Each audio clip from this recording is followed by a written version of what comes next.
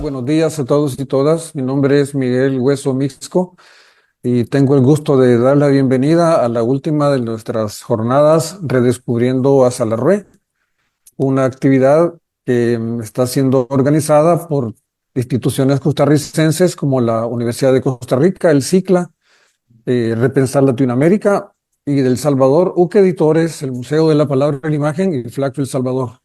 En esta oportunidad me complace mucho darle la bienvenida a nuestros conversadores. Esta conversación va a estar conducida por el doctor Ricardo Roque Baldovinos, catedrático de la Universidad Centroamericana José Simeón Cañas y uno de los mayores especialistas en la obra de Salarrué. Estarán con él Bernal Herrera Montero, profesor emérito de la Universidad de Costa Rica y también especialista en temas de las vanguardias. Marta Sánchez Albá nos acompaña también, académica con un doctorado en la Universidad de Bergen. Ha hecho tesis importantes sobre las perspectivas nuevas para la interpretación de la obra de Salarrué desde una perspectiva de vanguardia. Y también nos acompaña Jorge Palomo, investigador especializado en la historia del arte de El Salvador, que también ha abordado el tema de Salarrué como vanguardista desde la perspectiva de las artes plásticas. Les doy la bienvenida y dejo la palabra a Ricardo para que comencemos esta conversación, que ha sido una de las conversaciones más esperadas de esta jornada. Muchísimas gracias. Bueno, muchas gracias, Miguel. Es un gusto estar hoy con todos ustedes. Como mencionaba Miguel, el tema de la conversación de hoy es Salarrué como vanguardista, ¿verdad? Y nos vamos a concentrar precisamente en las distintas dimensiones de su obra artística. ¿Verdad? Por muchos años se difundió la idea de que Salarrué era un escritor que pertenecía a la corriente regionalista o vernácula, ¿verdad? Sobre todo a través de obras como Cuentos de Barro, cierto sentido, Cuentos de Cipotes, etcétera. Bueno, sabemos ya desde hace largo tiempo, pues, que Salarrué estaba al corriente de las innovaciones artísticas de su tiempo y las incorporó a su obra literaria, que, por cierto, no solo es de corte costumbrista o regionalista o vernácula, sino que también abarca la ciencia ficción, el cuento fantástico, que eran dimensiones que, por ejemplo, ya aparecen recogidas en la antología que hace Sergio Ramírez para la Biblioteca Ayacucho, que se llama El Ángel del Espejo, ¿no? Eh, pero también en ese mismo libro aparece en la portada una obra de Salarrué, ¿no? Sabemos que Salarrué fue un dedicado y también reconocido artista visual. Y que esa faceta de su quehacer artístico lo cultivó a la par de la obra literaria, ¿no? ¿Verdad? O sea que Salarrué se consideraba tanto escritor como pintor o artista visual, o quizás a veces más pintor que escritor, ¿no? Bien, también sabemos que Salarrué estuvo muy al tanto de las corrientes filosóficas o de corrientes espirituales como la teología, el esoterismo y ciertas religiosidades orientalistas, ¿no? Y que todas esas ideas, todo ese cuerpo de idea alimentó su quehacer artístico y es muy, muy importante para comprenderlo. Bien, entonces hoy vamos a tener una oportunidad de conversar con especialistas que nos pueden ayudar a iluminar estos distintos aspectos de la obra de Salarrué.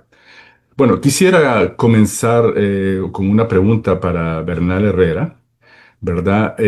Quien ha estudiado pues la vanguardia no solo en Centroamérica, sino que también en distintos lugares de América Latina. Tiene un libro dedicado a arte, por ejemplo, ¿no?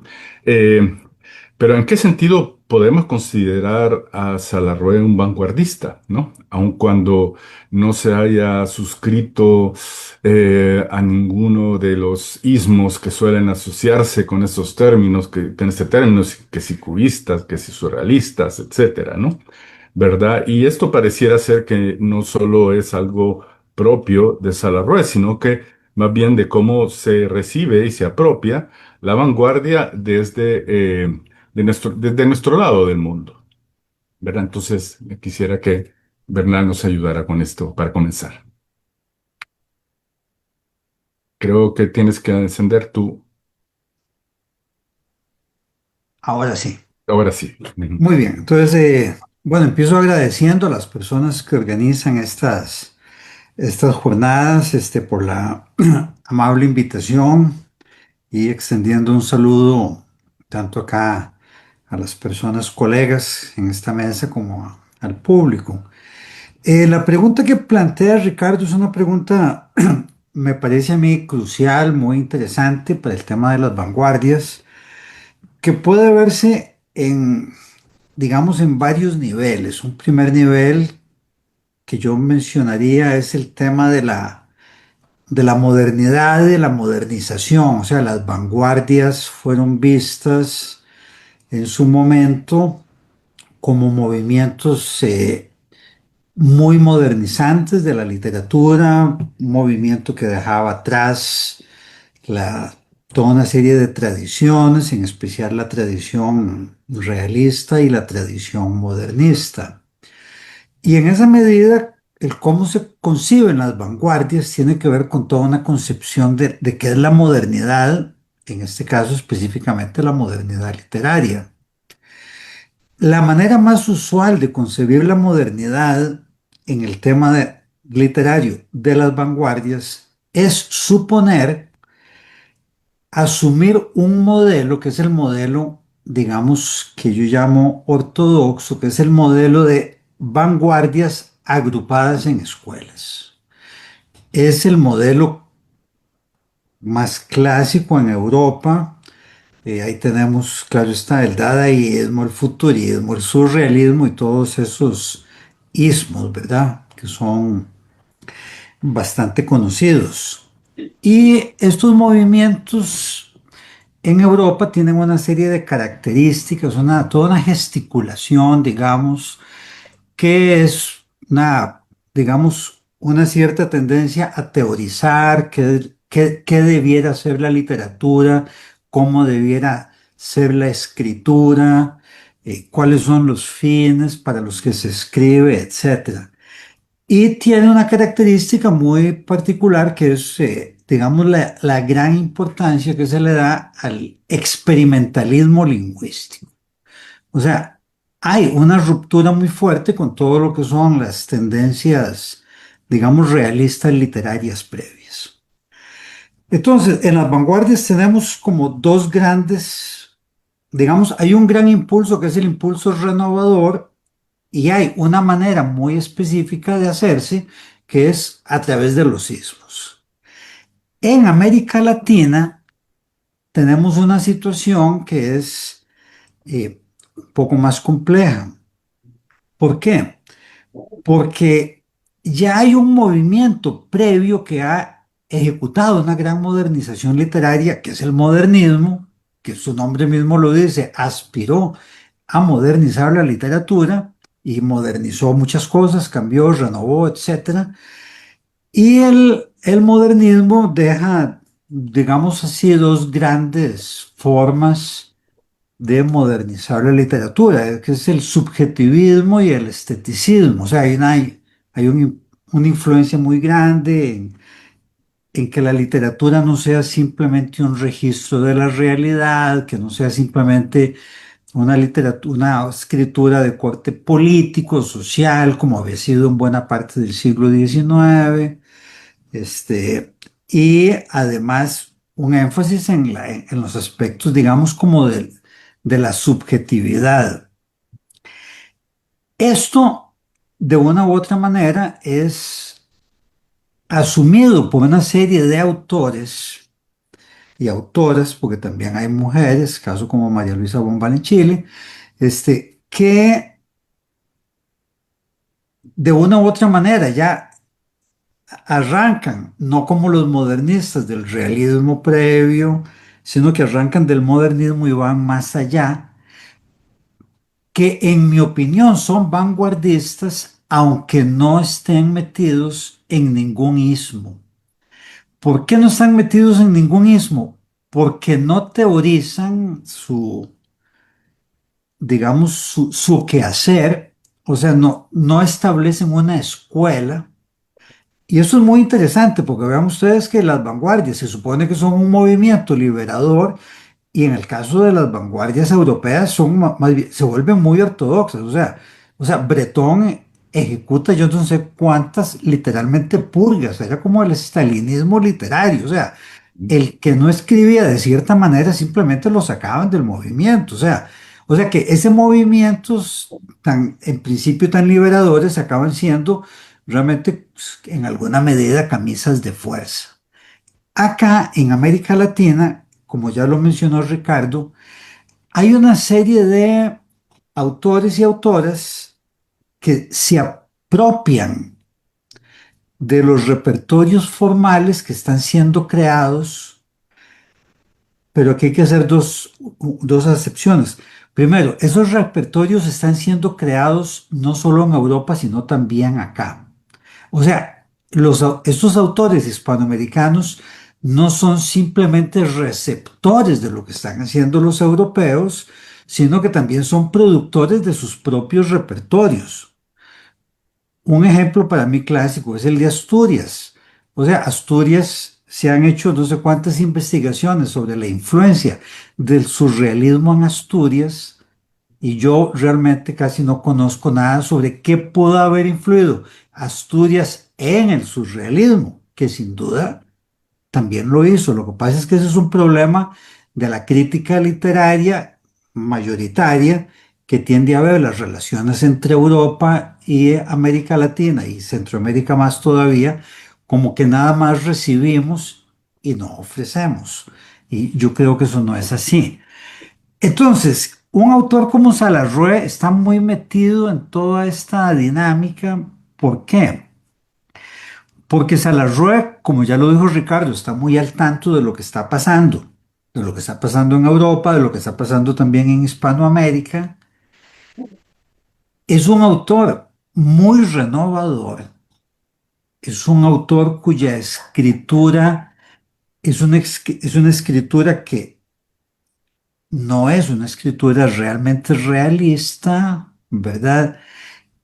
Es un autor que ha sido visto, usualmente fue visto como regionalista, y acá entramos en otro problema, y es que modernismo y vanguardismo son categorías que se hacen en función de formas de escritura. Regionalismo, como el indigenismo, son clasificaciones por temas y en esa medida no son necesariamente excluyentes.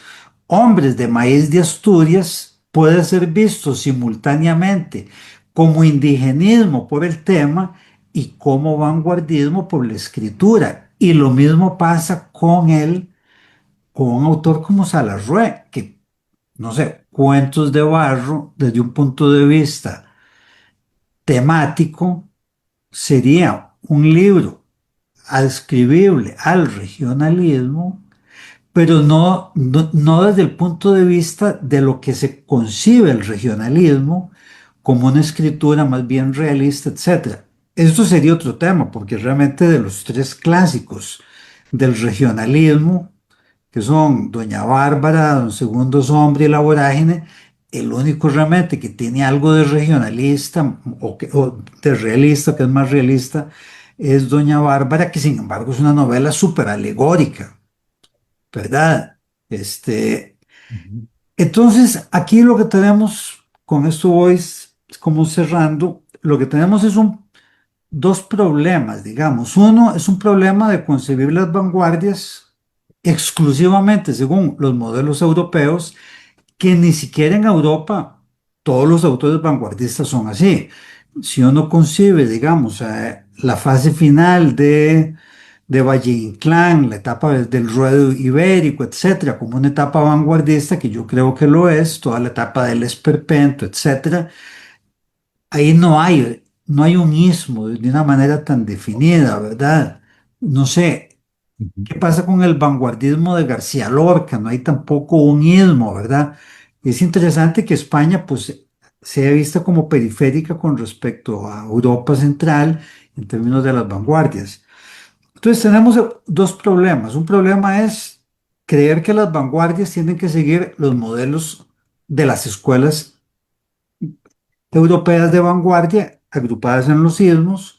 Y el segundo es unas categorías de la historiografía literaria a donde se traslapan categorías generadas con base en, diga, llamémoslo así, la estilística, la cuestión escritural y otra temática, y esa es una, digamos, entonces yo personalmente diría, para mí Salarrué es un autor de un vanguardismo heterodoxo que no funda un ismo, pero cuya escritura tiene rasgos rupturistas, modernizantes, etcétera, y en esa medida sería un vanguardista, pero al mismo tiempo con temáticas no siempre, pero digamos, casos de cuentos de barro, que es como un libro totalmente clásico de él, sería regionalista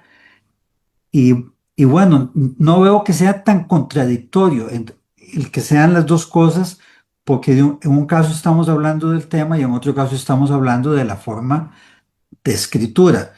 Termino diciendo que un libro como Cuentos de Cipotes es un libro súper interesante porque recupera una faceta del vanguardismo que para algunas vanguardias de los vanguardismos clásicos fue importante, que es todo lo que es el infantilismo, porque es una escritura que no son cuentos de adultos para niños, sino es como los define el mismo Salarrué, son cuentos de niños para adultos, son cuentos que tratan de meterse en la mentalidad del niño desde una subjetividad realmente fascinante. Digamos que lo dejaría ahí para ver después qué otras cosas salen. Bueno, muchas gracias, Bernal. Efectivamente, yo creo que ya el trabajo en Cuentos de Barro es tremendamente innovador. Yo los remitiría a un estudio de Martelena Munguía sobre cómo, digamos, renueva, por decirlo así, Salarrué, las formas narrativas, ¿no? Cómo se puede Mm. narrar a partir de, por ejemplo, la intensificación de lo lírico, ¿verdad? Pero también el uso de las elipsis temporales y todo eso que pareciera ser que es un traslape que hace entre lo que tradicionalmente se consideraba el lenguaje de la poesía y el lenguaje de la narrativa. Bien, yo creo que Cuentos de Cipote es un libro fascinante que todavía queda mucho por ser estudiado, ¿no? ¿Verdad? Bien, ahora quisiera que pasáramos entonces a ver esa dimensión de Salarrué como un artista plástico, ¿verdad? Y para eso vamos a conversar con Jorge Palomo y yo le quisiera preguntar, bueno, en primer lugar, ¿qué sabemos de la carrera de Salarrué como artista plástico? ¿Qué nos puede decir él, verdad? De esa dimensión de su, de su trabajo creativo, ¿no? Y luego cómo le impactaron esas nuevas corrientes innovadoras, ¿verdad? De la primera mitad del siglo XX en su quehacer de arte visual. Gracias, Ricardo. Saludos al público y a todos los que están involucrados en esta charla. Yo vengo trabajando un proyecto de la vida y obra de Salarrué enfocado en su obra visual que esperamos publicar el próximo año. Em, y yo que he trabajado como curador de exhibiciones, principalmente en exhibiciones retrospectivas, Ujú. el trabajo es ir ligando la vida del artista con la obra porque siempre añade otra capa de significación cuando logras hilar esas dos cosas en su tiempo. Y parte del problema que se ha tenido con Salarrué es tratar de poner en orden el desarrollo de su obra visual, porque poco está fechado. Pero llevamos un poco más de 450 imágenes, lo cual me ha ayudado a tratar de empezar a ver cómo él va pasando por ciertas etapas. Y quizás lo interesante para poder hablar un poquito de estos momentos en donde hay un rompimiento con lo que se conoce en el arte nacional. Son quizás los momentos que podríamos discutir como de vanguardia. Em, si podríamos poner la presentación en línea, por favor.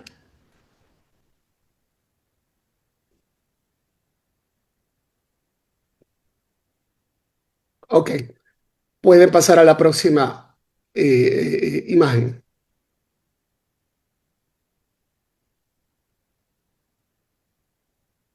Próxima.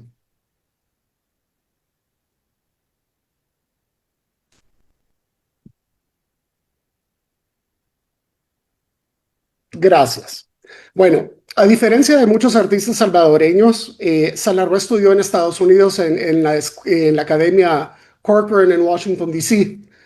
El resto de artistas salvadoreños prácticamente se fueron a Europa a estudiar o a México.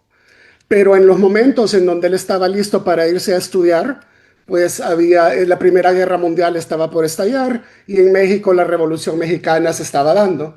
Entonces él terminó en Estados Unidos. Como pueden ver en este autorretrato de 1918, él aprende un estilo académico, sin llamarlo realista, porque quizás en las artes visuales conlleva una lectura eh, más política, ¿sí? Em, pero lo que me queda claro a mí es de que él recibe, tanto en Washington como después que viaja a Nueva York, una educación sobre arte universal bastante amplia. Él regresa al país el año siguiente, en 1919, y empieza a trabajar para ciertas revistas y podemos ver en sus ilustraciones referencias e influencias de arte japonesa y de todo, del Art Nouveau, de un montón de diferentes movimientos en boga que él logra reproducir fácilmente. Próxima imagen, por favor. Para la década de los 20, aquí en El Salvador, el paisajismo y el costumbrismo eran las obras en boga. Ahora, principalmente esto venía de esta idea de influencias europeas en estilo, pero de que la temática fuera nacional y local. Y Salarrué, dentro de eso, produce bastante obra con estas imágenes de la vida cotidiana de la gente, de las indígenas principalmente. Pero al mismo tiempo, porque esta obra tiene que ser más o menos de 1928. Su primera exhibición fue en 1926, pero hasta el momento no sobrevive texto alguno de qué es lo que exhibió. Pero esto se supone que es de finales del siglo, de la década de los 20. Si podemos pasar a la próxima imagen. En ese mismo momento, él está haciendo obras como estas, que en vez de ser descritas como pinturas, son descritas como telares. Y ya no tenemos una representación del mundo circundante. Tenemos una representación que combina dos mundos en una. En esa imagen central vemos una cosa simbólica de la cruz, de las barcas, de los caballos, de los conquistadores.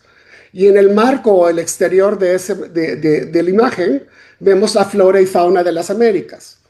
Y esto es importante porque en Salarrué tenemos a alguien que escribió sobre arte, hizo crítica y especialmente durante la década de los 30 habló de cuáles eran sus ideas de qué era el arte y él la veía como una cosa jerárquica, ¿ok? A un primer nivel está la representación del mundo, que es lo básico, lo que aprende alguien en una academia. En un segundo punto, y es muy importante para el modernismo, es esa idea de lo que presentas tiene un estilo propio, ¿ok? Pero la tercera y mayor o más alta dimensión es cuando además de eso, tú te conectas a un tema social, sea filosófico o sea religioso, y entonces yo creo que Salarrué lo hace viendo hacia el pasado prehispánico en muchas ocasiones. Próxima imagen, por favor. Bueno, pasa el tiempo y para 1946 él hace su próxima gran exhibición individual y sobreviven dos artículos de prensa en donde se le llama el primer artista cubista y surrealista de El Salvador. Y aquí tenemos una obra que es su más famosa, La Monja Blanca, en el cual él describe en diferentes momentos como pintada en un estado de subconsciente, o sea, casi de autómata. Em, y si vemos la próxima imagen, esta obra es descrita extensamente en ese artículo de 1946. Previamente pensábamos que la primera obra cubista en El Salvador no se daba hasta 1959, pero al fin logramos fechar el artículo de prensa porque existía, pero le habían cortado la fecha. La herida es una aglomeración de partes del cuerpo que se van presentando a la vez como un todo. En el lenguaje creo que es la sinécdote, algo por el estilo, y se me ve el término, me van a perdonar. En- pero estamos viendo un cubismo de una manera bien personal, porque no es el cubismo de Picasso o de Braque, sino que es esta idea de que el objeto puede ser entendido si es presentado y visto desde diferentes puntos de vista. Y este, digamos, es la manera en que Salarrué logra esa idea abstracta y cubista de esta historia que él quiere contar de la herida. Si pasamos a la próxima imagen, por favor. El próximo año él viaja a Nueva York, es nombrado el agregado cultural para El Salvador, aunque en la Embajada de Washington, pero él vive en Nueva York.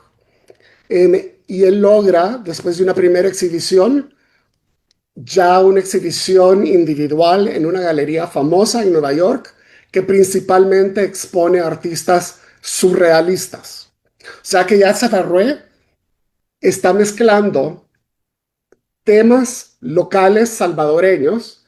Esta es una imagen de Cuculcán que proviene de un jarrón maya salvadoreño. Y es no solo el caracol en blanco, sino que es la serpiente en verde, pero con todo este color psicodélico que completamente llena esa composición. Eh, y es una cosa bien interesante, porque presentándose como artista salvadoreño en Estados Unidos, él siempre está metiendo esa temática salvadoreña en su obra en todo momento. Próxima imagen, por favor. La otra cosa interesante es que creo que es también el único artista que yo he encontrado, además de Marcel Duchamp, quien ya vivía en Nueva York en ese entonces, que ha jugado con esta referencia dadaísta de la firma en dos lados, o sea que el cuadro se puede colgar de un lado o del otro sin cambiar su significación de manera sustancial.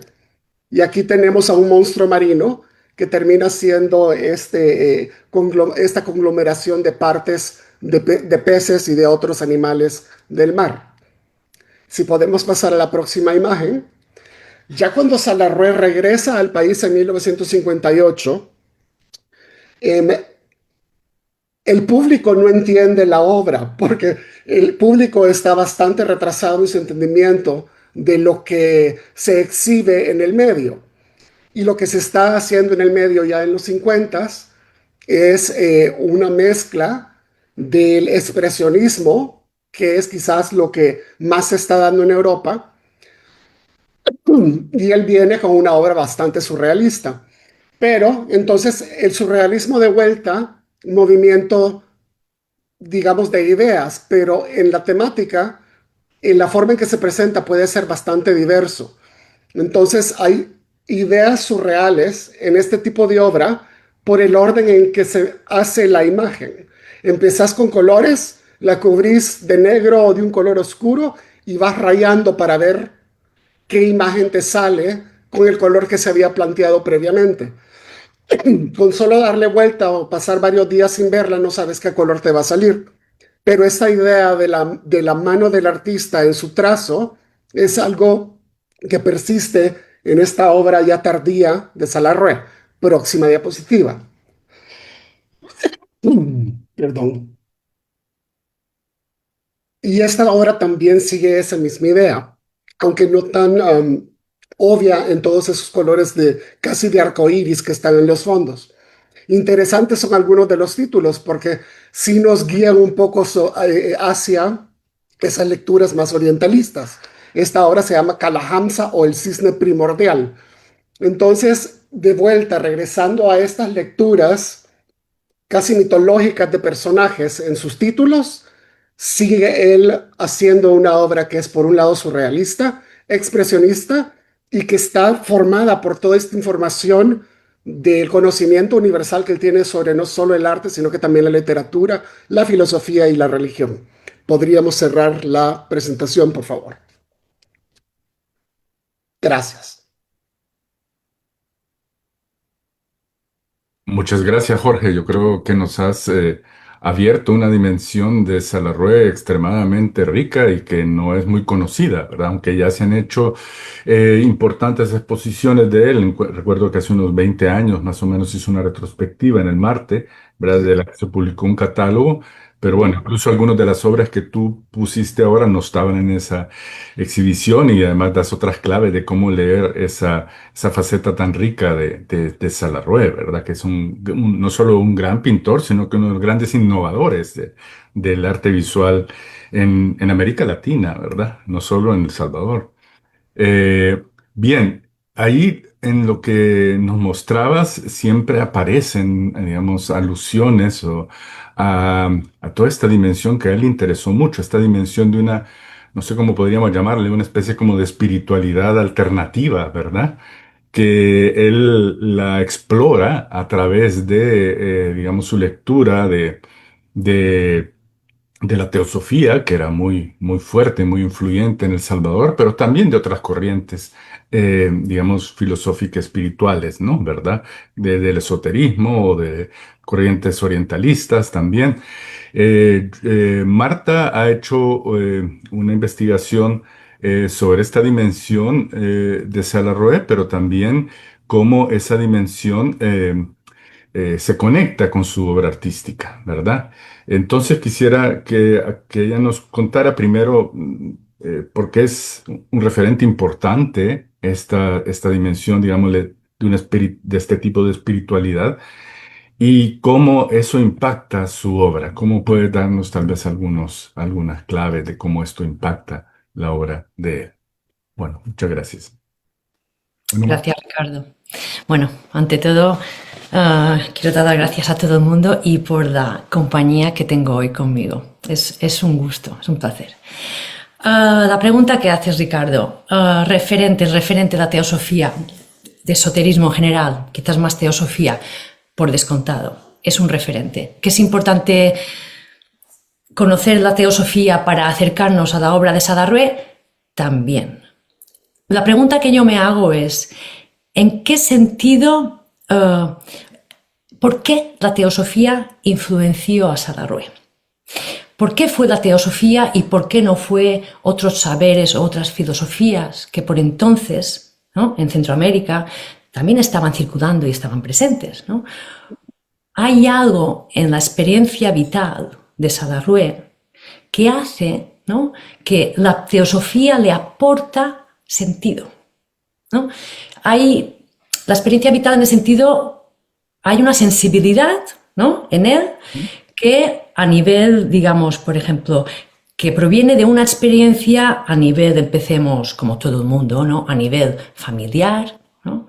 Tal vez una ausencia del padre tenga algo que ver, no es algo que sea poco importante, una sensibilidad formada en una experiencia personales, encuentros personales que desconocemos, ¿no? Encuentros íntimos que van creando esa sensibilidad, ¿no? Una sensibilidad también en un contexto, en una sociedad profundamente clasista, racista y también entonces machista. Que se van creando cierto conflicto, ciertas contradicciones y paradojas, ¿no?, en la vida de Salarrué. Luego recordemos que viéndose desde allí en contraposición al norte americano, ¿no?, es una sociedad que por entonces se hablaba en esos términos, ¿no?, atrasada. Otra fuente más de conflicto, ¿no?, en la experiencia vital de una persona, en este caso Salarrué. Y luego está, claro, la parte de la experiencia en la que se inmerse su sensibilidad en ese contexto cultural donde ya circulaban los escritos de Alberto Masferrer, de vitalismo, de otras filosofías también orientales, lo que me hace pensar, yo ahora no recuerdo la fuente donde lo leí y a lo mejor me equivoco y me rectificáis, ¿no? Pero cuando Alberto Guerra Trigueros volvió, ¿no?, de Europa cargado de libros, le dio algunos libros, supongo, a Salarrué a leer, libros de teosofía o esoterismo en general, y recuerdo haber leído hace tiempo que Salarrué dijo algo así como: yo lo que leí en esos libros, yo como que ya lo reconocía, ¿no? Había algo en su experiencia vital que hizo que la teosofía se presentara como algo que le aportaba sentido, ¿no? Cierta ausencia, cierto vacío, le aportaba plenitud. Además, la teosofía es un saber supuestamente que explica por completo la existencia, ¿no?, de la divinidad y del universo, la naturaleza divina. Y eso para Salarrué, sobre todo el aspecto de conciliar opuestos, que es tan importante para la teosofía, yo creo que eso sí que impresionó y le sirvió de alguna manera a Salarrué para, ¿no?, dar sentido a su vida y luego a través de su obra. Entonces, la teosofía es un saber, como dije, que dice, la divinidad se tiene que poder llegar pero solamente por estadios. Nosotros cuando nacemos en estado natural estamos muy lejos de llegar a Dios y de ser divinos. Y para llegar a ese punto tenemos que hacerlo de una manera que es un conocimiento interior. Y de allí la idea del esoterismo. Es un conocimiento oculto, no es algo exotérico hacia afuera, pero para adentro. Entonces, la teosofía dice, este conocimiento es un conocimiento oculto, es secreto en el sentido que es solamente para unos iniciados. Y es a través de la meditación, de revelaciones, de una guía, de algún maestro, ¿no?, y muchas otras técnicas para poder ir llegando a encontrar esa divinidad dentro de uno mismo. Y esto es lo que afecta de alguna manera, ¿no? A mí lo que siempre me ha interesado de Salarrué no es encontrar tanto, detectar en su obra, esto es teosófico, esto es un símbolo esotérico, esto es el rastro. A mí me ha interesado siempre más qué es lo que hace, que era tu segunda pregunta, qué es lo que hace que la teosofía, ¿no?, le hace hacer en su obra. Y, por ejemplo, recuerdo lo que dicen José Ricardo Chávez y Alejandra Galicia en su libro Esoterósfera, que dicen, se requiere de un ojo entrenado para detectar, ya sea en literatura o en obras de arte, este rastro, ¿no?, de saberes esotéricos. Y eso explica perfectamente por qué. Cuentos de barro, ¿no?, lo hemos leído durante décadas, como dijimos muy bien, como una obra de temática, que es una obra de temática regionalista, sin ninguna duda, pero hay una lectura, que eso sí que es muy interesante, que hemos perdido de hace mucho tiempo. Y de ahí que me permitáis leer una cita breve de Gabriela Mistral. O sea, Gabriela Mistral escribe una nota para promocionar Cuentos de barro en la primera edición, en 1933, ¿no? Y dice, sobre Cuentos de barro, dice, mira en varios planos su ojo, habla de Salarrué, ¿no?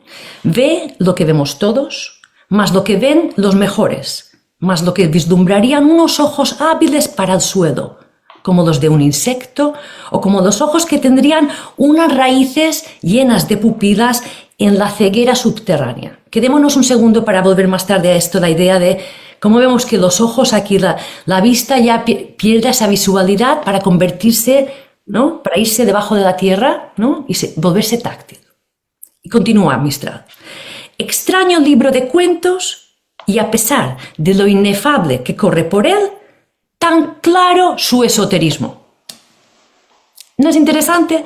Yo me pregunto, ¿cómo debían leer los coetáneos de Salarrué y de Gabriela Mistral Cuentos de barro? ¿Debían agarrar el libro, la colección de cuentos, y debían ver cosas que ninguno de nosotros aquí es capaz de detectar? Eso es lo que yo me pregunto. Hasta ese punto la teosofía entonces estaba tan en auge, no era mayoritaria, por supuesto, era minoritaria, pero estaba tan en auge, que esta gente estaba tan sumergida en estas lecturas, que eran capaces de detectar, como Mistral dice aquí, que era tan claro su esoterismo. Y eso es, y yo me pregunto también, ¿debía pasar lo mismo con sus pinturas? Que cuando debían acercarse a sus pinturas, debían decir, no solamente los símbolos, pero otras cosas. Pero yo insisto en que no es necesario haber leído teosofía, por supuesto, para acercarnos, por ejemplo, a Cuentos de Barro. Eso lo hace, entre otras cosas, una obra de arte, ¿no? Hemos estado leyendo durante generaciones Cuentos de Barro y nos ha llevado a un lugar muy especial. Y es allí donde yo creo que todo el mundo, los lectores y lectoras, hemos notado el efecto de la teosofía sin detectarlo, pero lo hemos notado. Y es ahí donde yo quiero llegar ahora con lo de los ojos y la mirada. Una cita breve de Salarrué, en 1949, en un ensayo sobre aspectos del arte moderno. Y dice, a un museo moderno entramos con los ojos abiertos para saborear lo que hay allí, con los ojos cerrados. Es ahí donde, para acercarnos, es algo totalmente siempre consistente en la obra de Salarrué, que es, vamos a romper, ¿qué significa en Salarrué? Cerrar los ojos, abandonar esa vista, romper con el sentido común, simplemente. Lo que decían lo que se requiere un ojo entrenado para detectar la teosofía es abandonemos la visión heredada occidental. Salarrué en eso era muy explícito, ¿no? Abandonemos, ¿no?, el saber de los europeos cuando llegaron al continente americano, ¿no? Ese racionalismo.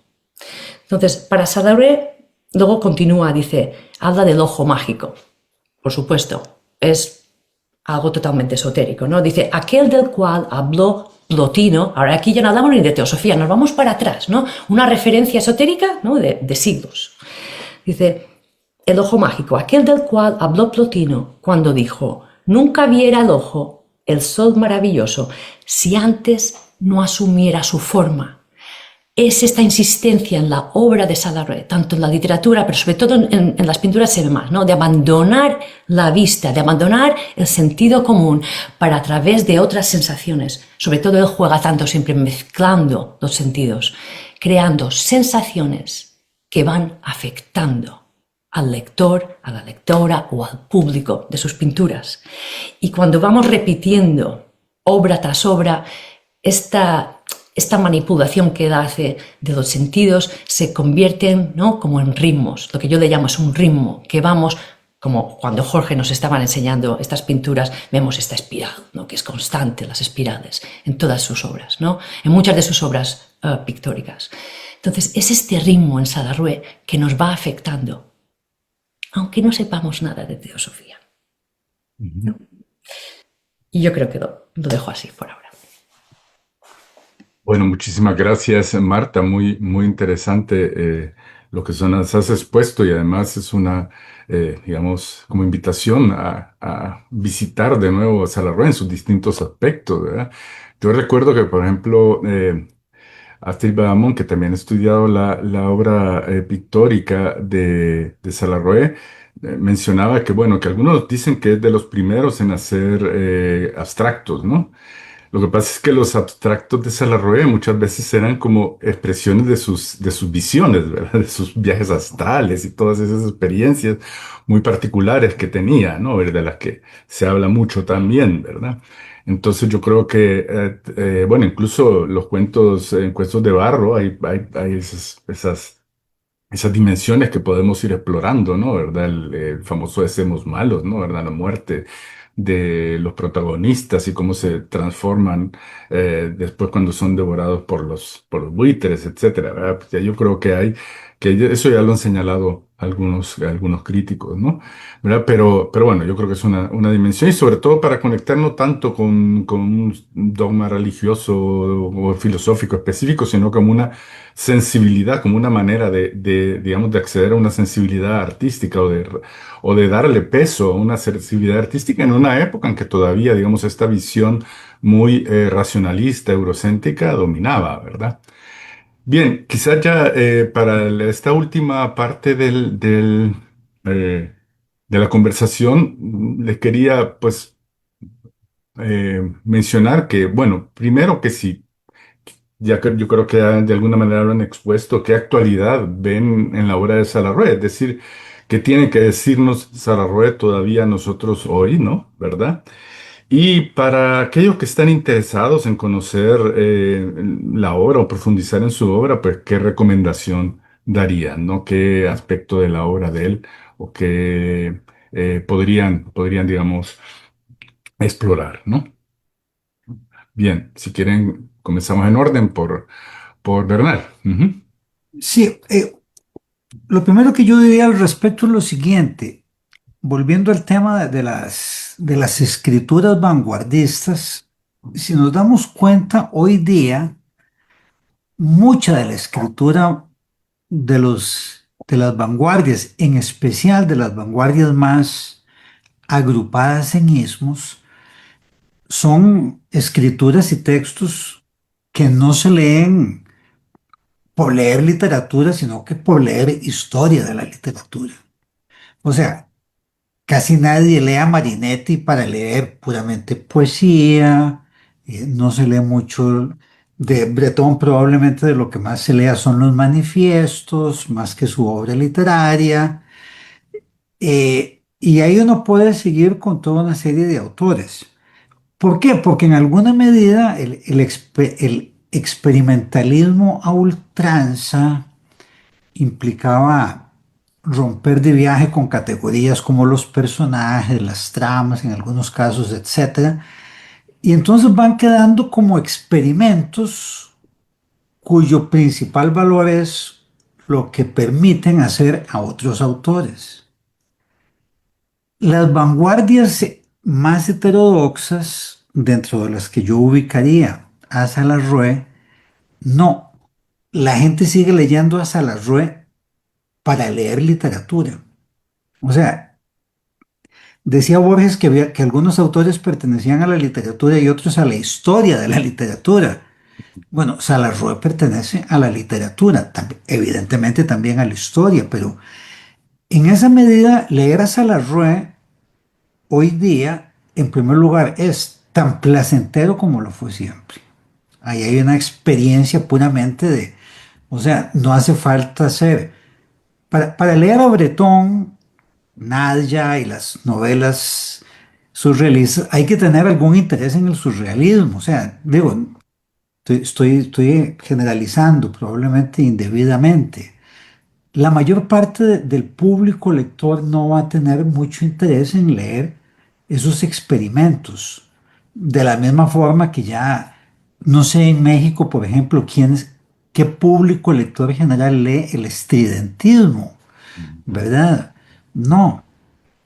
Eh, lo leen los profesores de literatura para explicar qué es el estridentismo y cuál fue su impacto, en fin, etcétera, etcétera.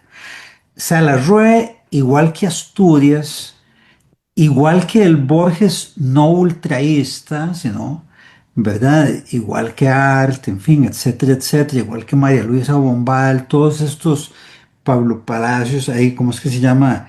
Eh, José Cuadra en Ecuador, como tantos de estos autores y autoras que se apropiaron digamos, y que crearon nuevas formas escriturales, pero que quisieron contarnos historias que tuvieran alguna relevancia, algún impacto colectivo. No quisieron romper con el público lector como quisieron romper los vanguardistas más radicales. O sea, Macedonio Fernández, tal vez el vanguardista más ultravanguardista de Hispanoamérica, su novela El Museo de la Novela de la Eterna, es muy mayoritariamente un conjunto de prólogos, que a su vez cada prólogo es una reflexión sobre por qué no escribir en forma realista, es, excepto como interés histórico literario, más bien es como ilegible casi, Mm. ¿verdad? Mientras que seguimos leyendo ficciones. de Jorge Luis Borges, seguimos leyendo Los Siete Locos de Roberto Arte. Entonces yo diría que Salarro en primer lugar es un autor que está tan vivo literariamente como lo ha estado siempre. De recomendaciones es difícil, son cuentos, pero yo personalmente, para efectos de su narrativa, me parece que se puede empezar por los clásicos. Cuentos de Barro. Cuentos de Cipotes es una obra realmente, tiene algo como de alucinante, ¿verdad? En fin, desde esa cuestión como reiterativa, todos los cuentos empiezan, pues si es que, Ujú. y se acaba de la misma forma, y no tiene una hilación lógica, ¿no? O sea, son cosas como que van y van, y aquel cipote hablando, ¿verdad? Y yo no sé si alguna vez algún cipote habló así realmente. Eso es lo que él dice, pero no sé, no estoy nada convencido. Al fin de cabo, de Cuentos de Barro dice que fue hecho con manos realistas. Bueno, ok, está bien. Eh, Hay otras facetas de él, o Yarkandal, que es una cosa que más bien remite como al modernismo, como a esa cosa como esotérica que mencionaba Marta, ¿verdad? Que en alguna medida hay un todo solo de la mirada, y con eso termino. Marta hablaba de esa forma de, en alguna medida la teosofía, entre otras cosas, puede ser una forma de mirar como no tan materialista. Y hay un cuento en Cuentos de Barro que ejemplifica eso, que es La Brusquita, cuando ese personaje que recoge a esa prostituta que han echado desde un carro y que el tipo no sabe que es una prostituta y la ve como una, digámoslo así, como una mujer no prostituida, en fin, y entonces, y en un momento dado la ve y la prostituta le dice, pues usted no se da cuenta que yo soy una brusquita, y él no sabe lo que es esa palabra, que es citadina, y él le dice, ¿qué va a ser brusca usted? Y la ve como con esos ojos entre el deseo y la inocencia, ¿verdad? Esa capacidad de la mirada de enfrentarse con una realidad que dentro del naturalismo y del realismo sería así como de lo que es todo el mundo de la prostitución, y para este indígena, si mal no recuerdo, es una mujer más bien como inalcanzable, como una cosa casi espiritual, ¿verdad? Entonces, sí, yo diría que Salarro es un autor de una absoluta y total actualidad, que merece ser leído in- simplemente para estudiarlo el que quiere estudiarlo, pero por puro placer, el que lee por placer. Bueno, muchas gracias, Bernal. Si quieren pasamos a, bueno, si Jorge tiene que decirnos algo con respecto a lo que ha estado trabajando él, esa dimensión de Salarrué que ha estado trabajando él. Ujú. Bueno, primero, yo creo que en la actualidad para los artistas visuales, en la obra de Salarrué sobrevive esta originalidad y creatividad que en todo momento está siendo filtrada por ese vasto bagaje cultural que él tiene. En todo momento, cualquier cosa que él decide pintar o dibujar, tiene todas estas otras referencias, lo que logra una obra compleja con lecturas múltiples, lo cual no siempre se logra dar en obra contemporánea. Pero para el público, quizás empezar a buscar en línea, porque hay bastante imagen de obras de Salarrué, tanto en el Museo de la Palabra y la Imagen, en su sitio web. El Museo Marte, en su sitio web, tiene un cuarto de artista de Salarrué. Y hay varios videos de YouTube en donde también se pueden ver ejemplos de su obra. Y esperamos de que el libro salga el próximo año y podamos ver todavía más imagen, porque hemos tratado de recopilar todo lo que hemos encontrado. Y con eso quizás te dejo. Bueno, muchas gracias, Jorge. Bueno, también en referencia a materiales que pueden ver nuestros asistentes, está también en el sitio web del Museo de la Palabra y la Imagen, están también algunas animaciones de cuentos de cipotes que realizó Ricardo Barahona, que yo creo que son excelentes, ¿no? Y son una manera también de aproximarse y con una, digamos, interpretación visual que hace él de esos cuentos maravillosos, ¿no? Bien, quizás, bueno, pasaríamos entonces a que Marta nos comparta lo que tiene que decir sobre estos temas. Ujú. Sí, yo creo que estoy de acuerdo, por supuesto, con lo que Jorge y Bernal dijeron, ¿no? Es totalmente actual la obra de Sadarway. A mí no me queda ninguna duda. Seguimos viviendo en el mismo régimen, por llamarlo de alguna manera, ¿no? Histórico, materialista, contra el cual Sadarway toda su obra, ¿no? Está siempre teniendo un diálogo con ese régimen histórico que continuamos en el mismo y por lo cual es actual. La fascinación por lo material que seguimos teniendo, la fascinación por el dinero, sigue haciendo que perdamos de vista lo que para Sadarway y en su obra era esencial, que era precisamente lo contrario a lo material, ¿no? Esa espiritualidad. Pero claro, cuando hablamos de espiritualidad también parece que como todo se disuelve en el aire, pero para él esa espiritualidad no solamente provenía de sus lecturas orientales, ¿no? Venía también del pensamiento, o los pensamientos mesoamericanos. Y ahí yo creo que también por ello Sadarway todavía es muy actual. Por eso yo pediría a una audiencia actual, interesada en aproximarse a Sadarway, que se fijaran, bueno, primero, que entren, si quieren, por cuentos de barro. Lo que decía Bernal, entra por el clásico, lean cuentos de barro. Fíjense en la naturaleza. La naturaleza en Sadarway es muy importante. ¿Qué está pasando con la naturaleza? Fíjense en pequeños detalles. Pero miren sus pinturas. Lo más fascinante para mí fue cuando estaba haciendo doctorado, fue cuando ya pasé finalmente a empezar a explorar las pinturas, cuando ya no me di cuenta y ya acabé de escribir, ¿no? un estudio sobre Sadarway que empezó por la literatura, sí, empecé a ver, a conciliar la parte fantástica que la llamaban y la regionalista, ¿vale? Pero luego me vino el apartado de pinturas y nunca pude volver, porque ya no tuve tiempo, por supuesto, de volver a la literatura de Sadarway a partir de sus pinturas, que sería fascinante, seguramente lo que se encontraría. Entonces yo pediría a la gente, busquen, lo que decía Jorge, busquen sus imágenes por internet. Bueno, y si pueden algún día cualquier tipo de exposición, yo es que me subiría a un avión y me iría a cualquier exposición de Sadarway. Jorge, cuando salga tu libro, bueno, desesperada por verlo. Aproximen sus pinturas junto a esa literatura. Cuentos de barro es la puerta perfecta. Pero Sadarway era vanguardista en su pintura, como ya todo lo que Jorge ha dicho, y en su literatura, por lo que Bernal dijo.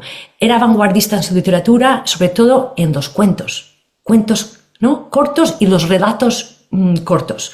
Entonces, Ingrimo, que lean a Ingrimo, o Remotando Duduán, ¿no? Cuando ya es para salirse un poquito más de cuentos de barro.